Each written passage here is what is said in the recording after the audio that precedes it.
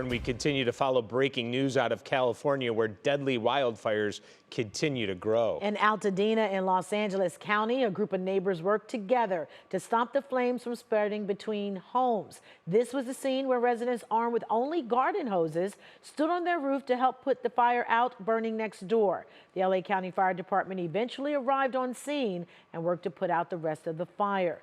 Those residents say they are grateful to those who helped them.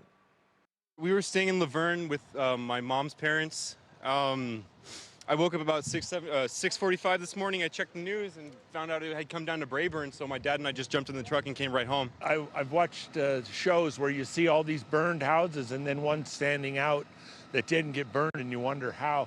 Well, I think our neighbors helped us.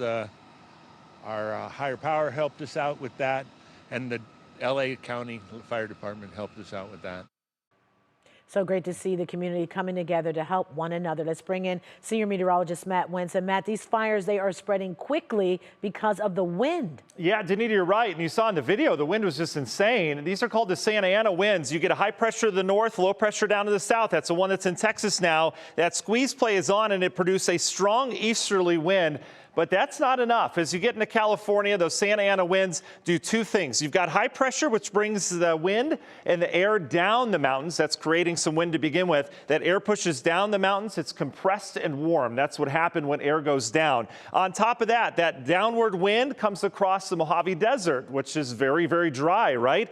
That wind continues to further push out towards the west, and it's squeezed through all the canyons just to the west of LA, and that puts that squeeze play on that wind where we had gusts upwards of 100 miles per hour over the last couple days, and it dries things out. And the fact that California hasn't seen a lot of rain in the southern half this winter compared to winters past, well, that's just adding to the problem. Look at the wind gusts today. Here's Los Angeles, winds upwards of 30 miles per hour. We've got stronger gusts as you head further down to the south. Still a very windy day. Things will subside as we go into the daytime tomorrow, but that fire risk still remains. Here's your fire risk across the southwestern half of the United States. Still a high risk across California. This threat spreads into areas of Arizona today.